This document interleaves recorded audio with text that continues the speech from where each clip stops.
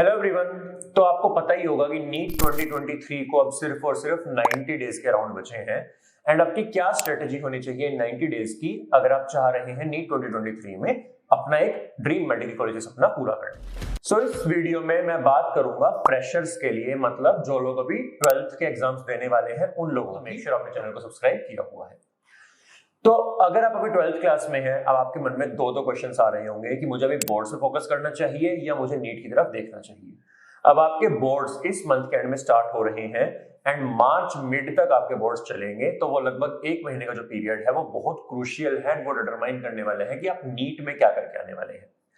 तो इस वीडियो को हम कुछ पार्ट्स में तोड़ेंगे, कुछ पॉइंट्स में आपको बताऊंगा कि आप बेस्ट ऑफ बोथ वर्ल्ड कैसे निकाल सकते हैं। Number 1, be smart about your studies. अब आपके पास उतना टाइम नहीं बचा है कि आप हर एक चीज को उतना ही जल्दी कर लेंगे, उतना ही टाइम देंगे। नहीं, आपको चीजें प्रायोरिटाइज करनी पड़ेंगी।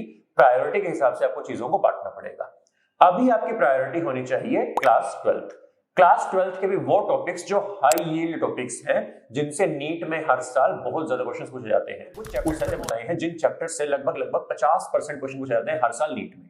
उन हाई यील्ड टॉपिक्स में से आपने प्लस 2 के 12th क्लास के टॉपिक्स को चूज करना है एंड उनको आपने आज से शुरू करना है एनसीईआरटी उठा के पेज नंबर 1 से। तो आप क्या करेंगे, आप एनसीईआरटी लाइन टू लाइन पढ़ेंगे उन चैप्टर्स की। वही एनसीईआरटी आपके बोर्ड्स में काम आने वाली है एंड वही एनसीईआरटी से आपके नीट के जो प्रिपरेशन है वो भी चल जाएगी। इसके साथ ही आप क्या करेंगे, जो प्रीवियस ईयर क्वेश्चंस है लास्ट 10 इयर्स के, आप सिर्फ उनको उठाएंगे इन चैप्टर्स के एंड आप साथ के साथ उनको कर लेंगे। तो इस एक्सरसाइज में ज्यादा टाइम नहीं लगेगा। अगर आपको पढ़ने में 1 घंटा लग रहा है तो पिछले 10 साल में मे बी 30 क्वेश्चंस आए होंगे, 40 क्वेश्चंस आए होंगे, आपको हार्डली आधा घंटा लगेगा। उस आधे घंटे में आपने वो क्वेश्चंस कर लिए तो आप एक ही साथ में नीट की और बोर्ड की तैयारी दोनों कर चुके हैं। दूसरी चीज, आपने बोर्ड्स के बीच का जो ब्रेक है उसको बहुत इफेक्टिवली यूटिलाइज करना है। तो जो बोर्ड्स के बीच में टाइम मिला है आपको, डेटशीट आप देखेंगे, कुछ एग्जाम्स के बीच में 7-7 दिन का गैप है, आपको उस टाइम पे 11th क्लास के जो हाई यील्ड टॉपिक्स है उनको उठाना है। तो मान लेते हैं किसी एग्जाम के बीच में 7 दिन का गैप है, तो आप 4 या 5 दिन 11th क्लास के हाई यील्ड टॉपिक्स उठाएंगे उसी सब्जेक्ट के एंड बचे हुए 2 या 3 दिन आप अपने बोर्ड्स की तैयारी करेंगे। इससे क्या होगा कि जब आप मार्च खत्म हो चुका, आपका मिड मार्च के बाद आपके बोर्ड्स खत्म हो चुके हैं, आपके हाई यील्ड टॉपिक्स एटलीस्ट हो चुके हैं, अब आप फोकस करेंगे बाकी टॉपिक्स पढ़ने में एंड फुल सिलेबस टेस्ट देने में। नंबर 3, इसी चीज से रिलेटेड फुल सिलेबस टेस्ट। आपको अब भी बोर्ड की तैयारी करते हुए भी एक full syllabus test at least per week देना ही देना है।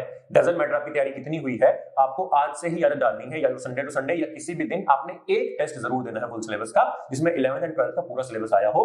आपने उस टेस्ट की एनालिसिस करनी है एंड वो टॉपिक्स जो आपके सबसे वीक रहे हैं आपको उन्हें एक सेपरेट पेज पे नोट डाउन कर लेना है। उन टॉपिक्स को आपने अपनी हाई प्रायोरिटी लिस्ट में डालना है।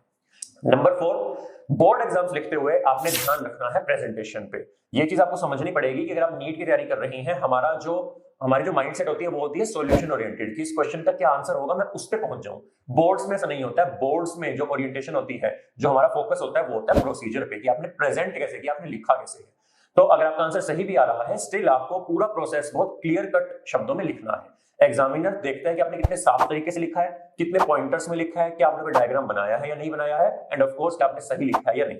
तो इन चीजों पे आपने फोकस करना है, अपने ब्यूटिफिकेशन पे ज्यादा फोकस करना है। जितना अच्छे से अपनी बात को रख पाएंगे, एक्सप्रेस कर पाएंगे, आपको उतने ही मार्क्स मिलेंगे।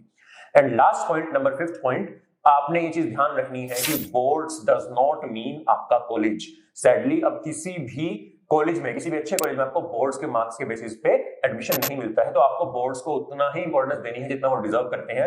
अगर आप बोर्ड्स में 99% लाने के चक्कर में लग गए और अपने नीट एग्जाम को बिल्कुल ही इग्नोर कर दिया तो आपका 1 साल वेस्ट होगा ही होगा, आपको ड्रॉप लेना ही पड़ेगा। वहीं अगर आप बोर्ड्स में आप 90 या 95% मार्क्स टारगेट कर रहे हैं, नीट पे मेन फोकस कर रहे हैं, तो भले ही बोर्ड्स में कुछ परसेंटेज कम आ जाए बट आप अपना कॉलेज इस साल ही ले पाएंगे। सो मेक श्योर आप बोर्ड्स को उतनी ही इंपॉर्टेंस है जितना वो डिजर्व करते हैं, ना उससे ज्यादा और ना ही उससे कम।